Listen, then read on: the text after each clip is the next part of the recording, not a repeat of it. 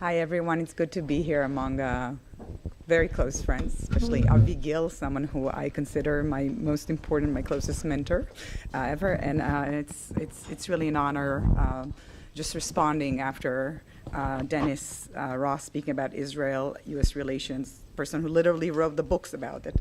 So I'll just say, I'll make a few remarks. I think you touched on most of the issues, so maybe I'll play in there. I think there's a perception among some in Israel, the Israeli left, saying, okay, well, maybe the U.S. will save us from ourselves, right? The Biden administration should really enforce those red lines. What is Blinken going to say? What's going to be the response to Ben-Gvir and others? And that's going to help us, and that's going to also help Netanyahu himself handle his ministers. You touched on it, Dennis. I mean, there are a few reasons, I think, why the Biden administration is not likely to do this. First, you mentioned Biden is really preternaturally pro-Israel. He has always been personal friendship with the prime minister, but really it's this captivation with the miracle that is Israel that really characterizes him. The second, I think that the professionals in the administration do believe, and speaking with sort of the professionals, not the politicians themselves, that believe that working behind the scenes and solving disagreements quietly is the way to go. And they cite the example of May 2021, the conflict with Gaza, Guardian of the Walls, that it really was sort of the quiet U.S. response that helped seal the operation after 11 days and not 54 days or 34 days like previously we've seen. So this is the belief. We also need to know that this administration is really busy with other issues. I mean, Aluf, you mentioned two-state solution, but they don't really think the situation is ripe for a Palestinian case. It's not just Israel, it's also Palestinian lack of governance, right? This is not the situation. And understandably, this administration is extremely busy with domestic issues, inflation, foreign policy issues, right? It's not just China, as you wrote in your article. There's Russia and North Korea, and even if we look in this region, it's Iran. And, it's not good politics to pick a fight with Israel, not when you have a Congress that's Republican and narrowly thin control of the Senate, and we are in a presidential race, and expanding this political capital on picking a fight with Israel just doesn't pay off. So why do this? So there's no incentive for this, and I think I would calibrate Israeli expectations on that, on the left. I want to touch a little bit about public opinion. It's not that public opinion is really represented in Congress and by the administration, but public opinion does matter, and I saw yesterday someone sent me this unpublished poll that looked at Israel is just becoming less of an important issue, for better or worse, among Democrats, not just Jews. It's just not a top issue, whether we like it or not. Maybe it's a good thing, but it's not. It's an important ally, but responding to a question, they think that this unconditional U.S. support for Israel is just too strong. Yeah, it's important, but you don't have to be so pro-Israel and unconditional support it. And I think this is especially the case when you go to young Americans. Young Americans are becoming more progressive, more liberal, less religion, in stark contrast to the trends that we see in Israel, right? And Israel is going in the opposite direction. We see here younger people who are becoming more religious. This is demographic reasons also, right? Becoming more religious,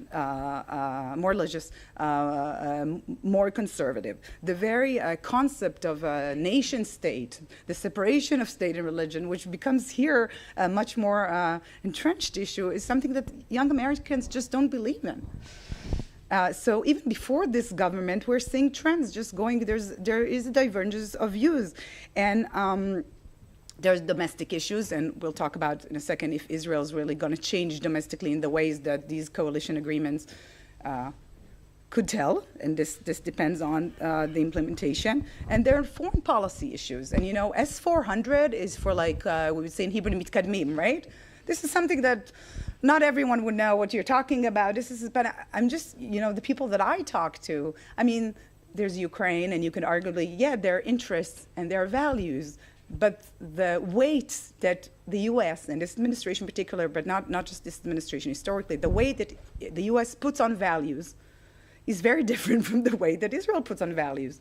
the interests versus values is not are not considered similarly. So it's on Russia, Ukraine, and it's on Saudi, as you mentioned. And we know it's not just Khashoggi. There are other issues, but it's not just, oh, what do you want? What's the big deal? They killed a journalist. Everyone.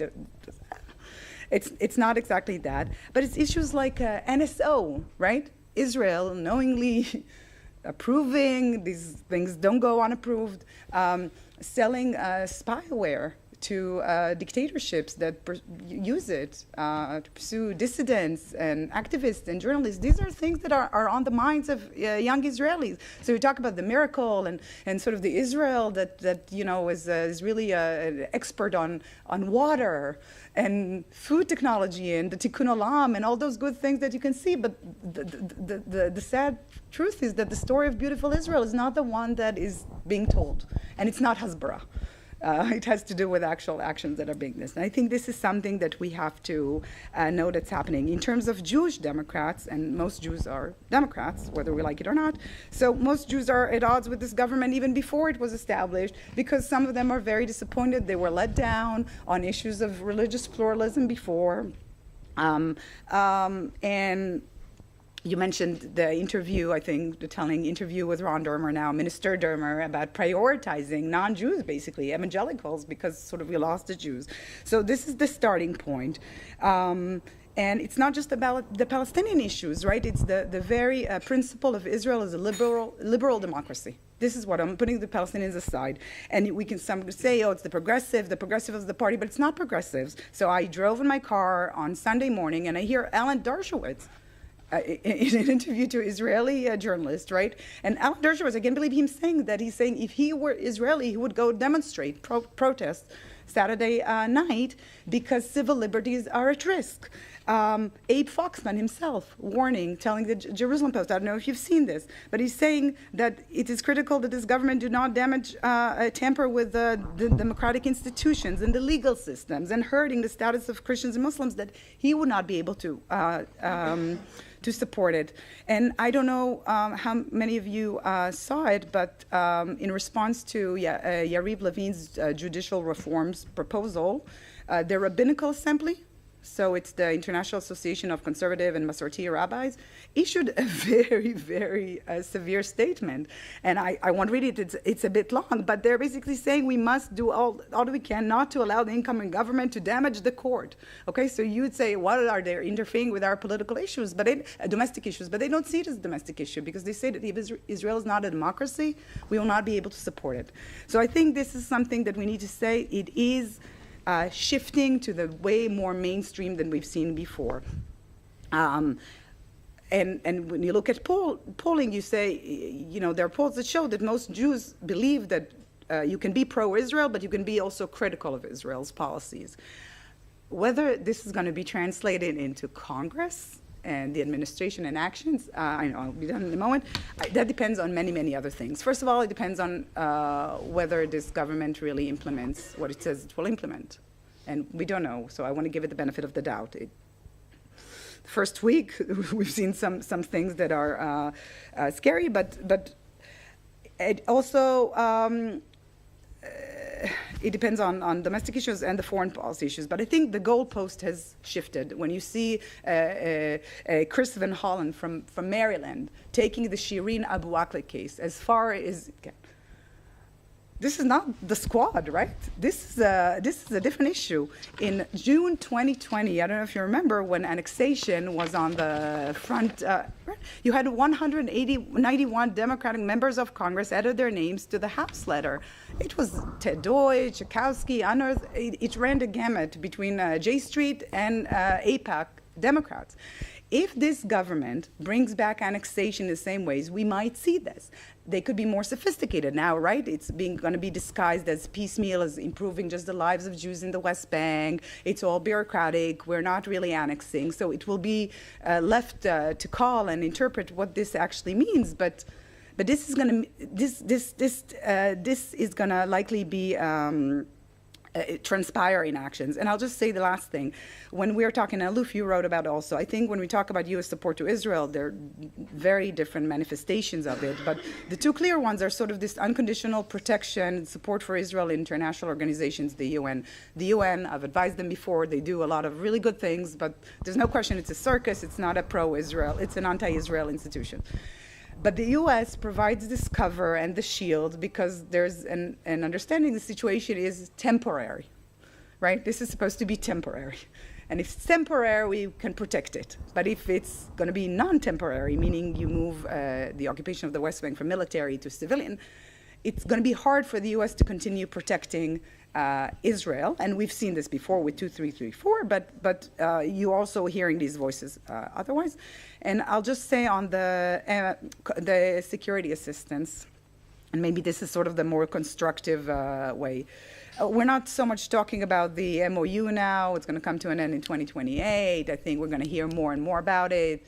There's some to talk about conditioning support for Israel, stopping the aid, used restrictions, maybe more oversight. We're seeing growing numbers of support for this.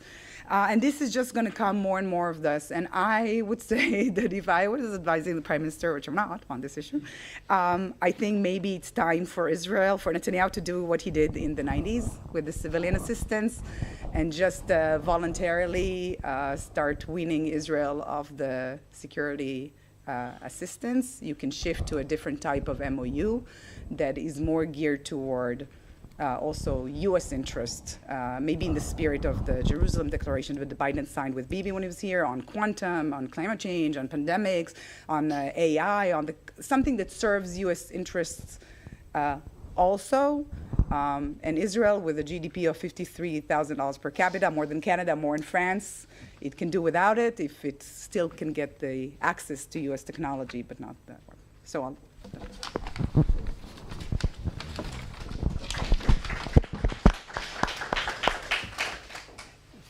Thank you.